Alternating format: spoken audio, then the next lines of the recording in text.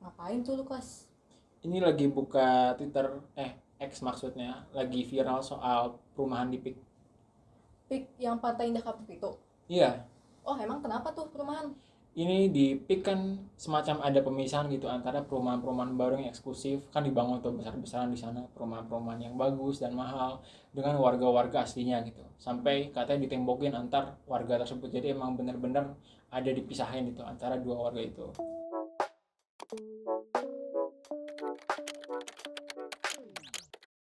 Oh, Pik 2 itu dulunya kan seingat gue itu air ya, kayak tambak ikan, tempat nelayan-nelayan di sana tuh kerja. Dan kalau nggak salah gue tuh nelayan-nelayannya isinya tuh warga-warga desa di sana gitu kan, kayak ada desa Muara sama desa Selembaran. Terus itu mereka gimana dong? Iya, mereka kemudian ya tambak-tambak itu dijadikan oleh jadi perumahan itu oleh developer raksasa gitu kan. Jadinya memang ada pemisahan antara dua warga ini, yaitu warga perumahan PIK dengan warga asli PIK gitu. Yang pertama paling kelihatan adalah pemisahan dengan temboknya. Seperti yang tadi udah gue mention, jadi temboknya itu dipasang di sepanjang ya perbatasan itu antara perumahan orang-orang PIK dan kawasan PIK ya. Karena PIK itu juga bukan cuma perumahan, tapi ada kawasan super kompleks yang lengkap juga, ada pertokoan, ada perkantoran juga di sana. Dan kemudian ya ini membuat dua warga itu tidak berinteraksi. Jadi mereka tidak melihat satu sama lain. Buat warga yang sesama PIK ngumpul sama yang PIK, sementara warga aslinya ngumpul sama warga aslinya aja gitu. Dan ini kan membuat sebuah perbedaan terutama dari segi ekonomi, karena dari penghuni PIK itu sendiri demografisnya kan memang mayoritas orang-orang yang menengah atas, kalau bukan atas ya, karena harga rumah di sana sendiri mencapai 5 sampai 10 miliar atau banyak yang lebih mahal dari itu. Sementara warga aslinya kebanyakan hanya berprofesi sebagai nelayan yang kemudian mata pencahariannya juga terputus gitu karena ada pembangunan perumahan PIK ini. Dan yang kedua juga bisa kita lihat dari jalan-jalannya gitu. Jalan-jalannya kan biasanya kalau kita jalan normal kita berbagi dengan orang-orang semuanya gitu. Tapi ini berbeda. Karena begitu dibangun perumahan PIK, dibangun jalan-jalan yang besar yang bisa muat mobil banyak, tapi itu sama sekali tidak terhubung dengan jalan-jalan perumahan warga asli PIK gitu. Jadinya perumahan warga asli PIK harus muter jauh-jauh melewati jalan namanya itu jalan pipa ya. Karena biasanya jalan PIK itu berada di atas sementara jalan pipa di bawahnya dan tidak ada interaksi antara kedua warga tersebut. Nah, ini kemudian menarik banyak orang ya di Twitter terutama untuk menyebut fenomena ini sebuah segregasi perumahan karena ada pemisahan populasi gitu terutama dalam kasus ini berdasarkan status ekonomi antara mereka yang kaya dengan mereka yang menengah ke bawah bahkan miskin. Tapi kemudian menariknya juga ini kan menjadi fenomena yang tidak hanya menyangkut kepada status ekonomi, tetapi juga etnis gitu. Karena populasi di PIK sendiri adalah mayoritas beretnis Tionghoa gitu atau Cina. Dan kemudian ada yang juga mengangkat nih, oh enggak kok sebenarnya nggak cuma di PIK doang nih mentang-mentang beretnis Cina diangkat, padahal juga banyak perumahan-perumahan Muslim gitu, terutama di Depok, Bekasi dan mungkin kawasan Jabodetabek gitu ya.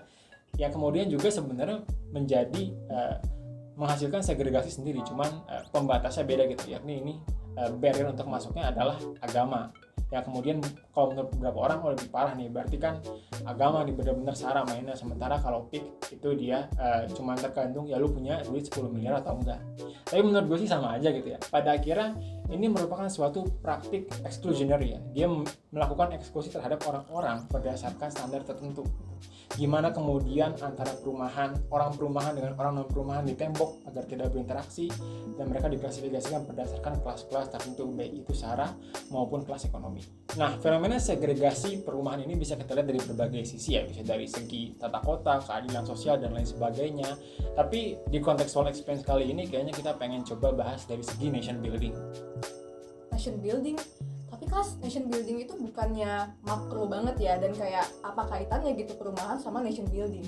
Ya, benar sebenarnya kalau ngomong nation building itu kan skalanya besar ya, skala makro, skala bangsa. Tapi kemudian nation building ini juga memiliki refleksi dalam tingkatan-tingkatan kecil unit sosial kita gitu. Salah satunya dalam bentuk perumahan. Wah, oke kalau gitu. Tapi kita mulai dari yang sederhana aja deh kelas. Kayak kenapa sih segregasi perumahan itu bisa terjadi? Ya, jadi sebenarnya menurut gue sebelum kita ribet-ribet analisis ekonomi politik dan sebagainya, ini berkaitan dengan sifat dasar manusia gitu. Ya kan kita cenderung berkumpul dengan orang-orang yang sama dengan kita, baik itu secara suku, agama, ras maupun status ekonomi. Jadi ya Islam suka ngumpul sama yang Islam, yang Jawa suka ngumpul sama yang Jawa, dan kemudian juga yang kaya suka ngumpul sama yang kaya. Ini kemudian kita kenapa membuat institusi-institusi sosial seperti perumahan Muslim, sekolah Kristen, dan lain sebagainya yang mengumpulkan kita dengan orang-orang yang sama dan justru menjauhkan kita dengan orang-orang yang berbeda. Oke. Tapi ya Mas, emang salah ya manusia tuh suka berkumpul gitu dengan orang-orang yang mirip dengan mereka, agamanya sama dengan mereka dan kepentingannya sama gitu, emang salah ya? Ya, sebenarnya kalau menurut gue pada dasarnya ini nggak salah ya, tapi problematik. Jadi ini harus dibedain, salah kan ya salah gitu, tapi kalau problematik dia menghadirkan suatu permasalahan atau tantangan tertentu. Jadi ini kan apakah kemudian kita seharusnya dalam konteks nation building gitu ya, dalam konteks bangsa besar Indonesia, apakah kita seharusnya berkumpul dengan kelompok-kelompok kita sendiri saja? Apakah kemudian kita tidak memilih untuk berinteraksi dengan orang lain? Ini kemudian berkaitan dengan konsep Imagine Communities dari Ben Anderson ya. Bagaimana kemudian suatu bangsa itu memiliki bayangan bagaimana sih sebenarnya komunitas atau bangsa yang mereka inginkan. Apakah benar Imagine Community Indonesia adalah negara yang membuat kolam dalam kolam alias berkumpul hanya dengan kalangannya sendiri? Kalau menurut lo gimana Imagine Community Indonesia? Harusnya sih jangan kayak yang lo bilang ya. Soalnya kan kita tuh punya ideas kayak Imagine Communities tadi, dimana ada suatu bayangan atau nilai yang kita anggap itu sebagai pemersatu kita gitu. Kayak misalnya kita punya Bhinneka Tunggal Ika gitu kan, terus kita juga punya nilai-nilai gotong royong. Jadi kita nggak ngelihat identity, kita nggak ngelihat kekayaan, tapi kita tuh udah ngerasa we belong together. Jadi kita sama-sama gitu kan, kelas. Iya benar, kasarnya gitu. Dan ini kan merupakan ide dari founding fathers kita gitu, untuk kemudian Bhinneka Tunggal Ika, Unity and Diversity, hidup bersama dalam keberagaman. Tapi apa yang kemudian dipelajari di buku-buku PKN ini ya, mungkin waktu kita sekolah dulu, apakah memang terrefleksikan dalam kehidupan sehari-hari kita gitu? Kalau kita lihat dari fenomena segregasi perumahan di PIK maupun di perumahan Muslim dan perumahan-perumahan lainnya, apakah itu merupakan refleksi dari Bhinneka Tunggal Ika? Kalau kita ternyata maunya ngumpul sama orang-orang yang sama dengan kita sendiri dan cenderung tidak ingin berkumpul dengan orang-orang yang berbeda dengan kita. Kalau kita udah nggak pernah ketemu dengan orang-orang yang berbeda dengan kita, ya maka imajinasi bangsa yang beragam itu akan segera pudar gitu. Karena realitas bagi mereka adalah orang-orang yang sama gitu. Kalau orang-orang di PIK ketemunya ya orang-orang yang PIK aja gitu, majority ethnic Chinese dan juga kemudian kaya. Sama juga di perumahan Muslim ketemunya orang-orang yang beragama Islam aja gitu, nggak ketemu dengan orang-orang yang beragama lain. Kemudian bagaimana bayangan Imagine Communities Indonesia ini bisa dilestarikan jika demikian adanya? Tapi kelas, sebenarnya dampaknya apa sih kelas? Dan balik lagi nih ke nation building yang kita bahas tadi, yang abstrak banget itu kaitannya apa sih? Iya, sebenarnya dampaknya kalau mau lebih konkret adalah dampaknya ke social fabric di masyarakat kita gitu. Apa yang menjadi kerekatan di antara masyarakat kita, misalnya seperti istilah yang sering kita pelajarin juga dari PKN itu kan tentang toleransi, gotong royong, solidaritas. Nah, ini kan merupakan nilai yang sebenarnya nggak bisa kita pelajarin di textbook aja gitu. Ya kita tahu definisi toleransi dari buku PKN ya adalah untuk menghormati orang-orang yang berbeda dengan kita gitu, baik secara identitas maupun adat istiadat. Tapi kalau kita cuma membaca dari buku, gimana kita bisa mempelajari toleransi gitu loh. Kita nggak pernah hidup dengan orang yang berbeda dengan kita. Tapi kemudian gimana kita bisa toleran dengan mereka gitu. Nah ini kemudian menjadi fenomena yang banyak terjadi gitu kan. Kemudian kayak kita bertanya nih anak-anak, oh iya mah emang aku boleh ya temenan sama orang yang beda agama gitu atau segala macam. Nah ini akibat tidak adanya percampuran yang kemudian menghidupi social fabric dari masyarakat kita. Karena ya hal-hal seperti itu ya, toleransi itu nggak bisa dipelajari di textbook aja, tapi toleransi itu harus dihidupi. Bener sih Mas. Lu tau gak sih kemarin tuh ada yang viral soal bakso Afung yang ada orang yang datang terus makan makanan non halal di situ. Nah itu kan jadi rame gitu ya di sosmed. Nah itu menurut lo gimana? Ya, menurut gue sih itu kan menjadi gejala ya dari fenomena sosial yang lebih besar yang terjadi di masyarakat kita. Bagaimana kemudian ya kita nggak cukup bisa memahami satu sama lain agar bisa treat others with respect. Dan ini benar-benar terjadi baik dari sisi konsumennya, dari sisi pedagangnya itu sendiri ya, dari restorannya dan juga tentunya dari publik gitu.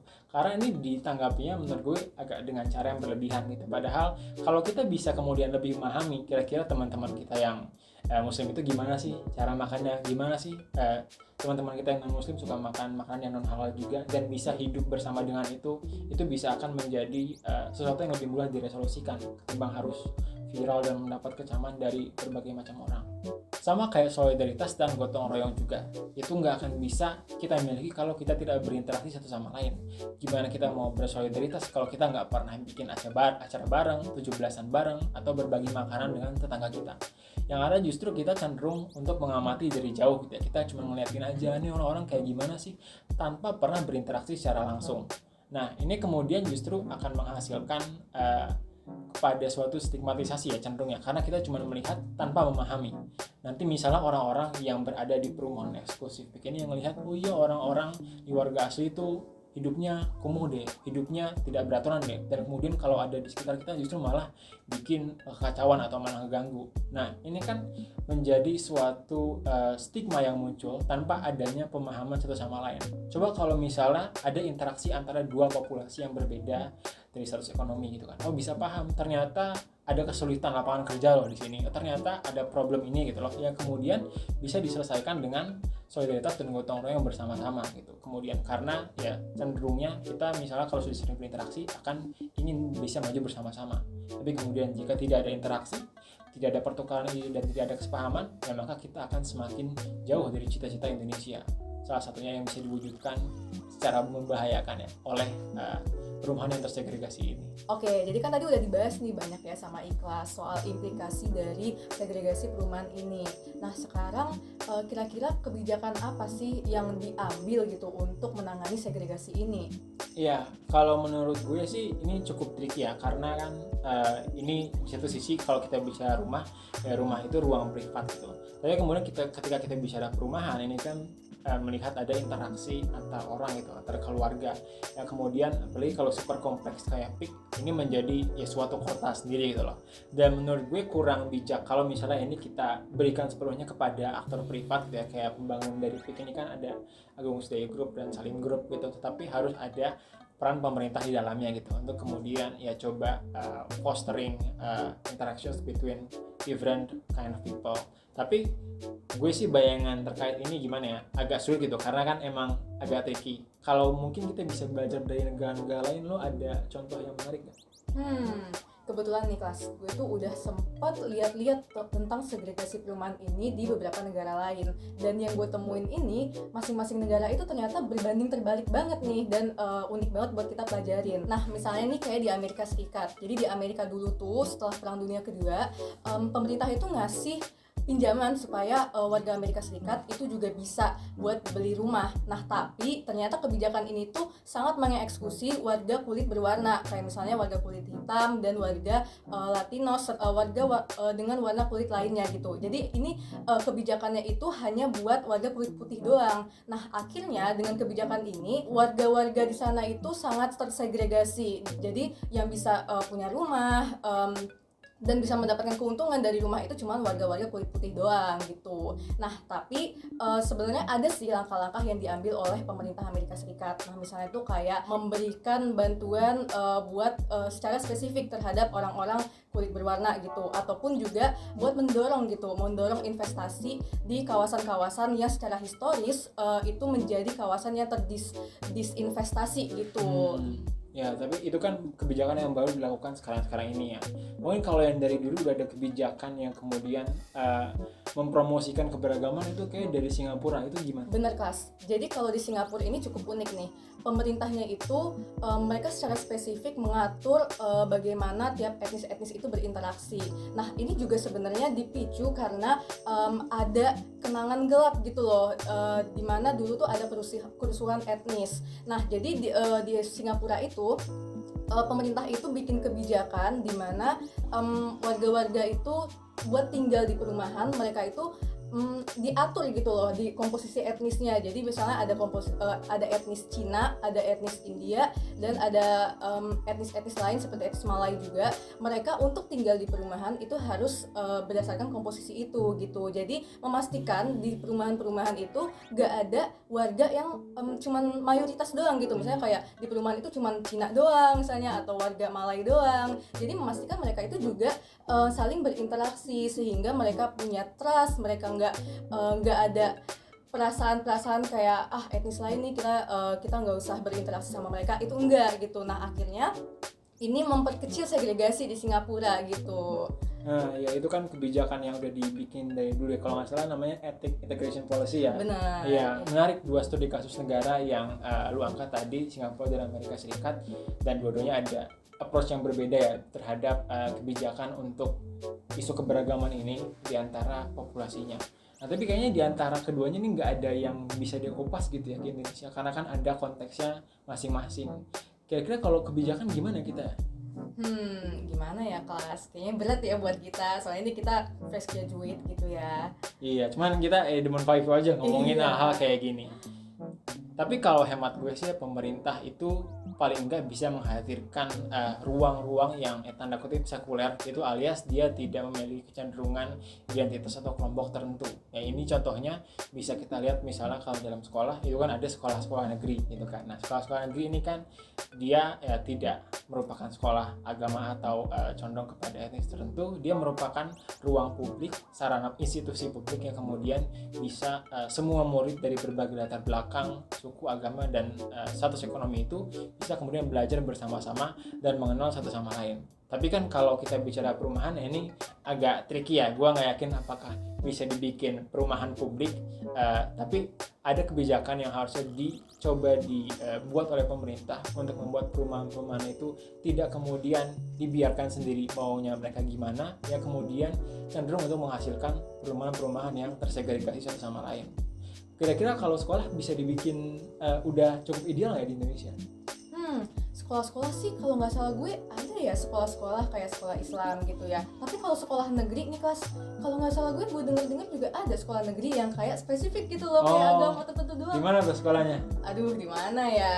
Ya. Kira-kira ada nggak ya? Jadi mungkin dari situ juga udah nggak sempurna, tapi kita harus coba mengajar kesempurnaan tersebut gitu loh. Karena balik lagi ke konteks nation building, ini ya berkaitan dengan imajinasi kebangsaan Indonesia.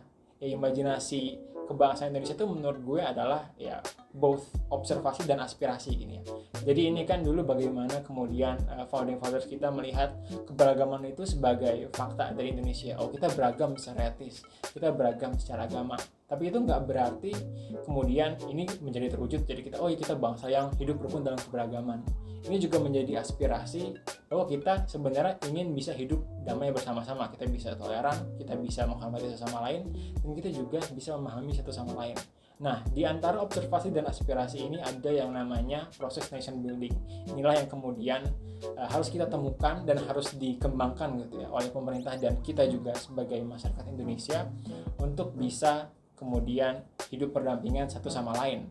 Bukan sebaliknya, justru hidup tersegregasi satu sama lain seperti yang direfleksikan oleh perumahan yang tersegregasi yang menembok antara kelompok yang berbeda. Semoga dengan perumahan yang lebih bisa semoga dengan perumahan yang lebih ramah terhadap keberagaman, kita juga bisa semakin dekat dengan cita-cita bangsa kita.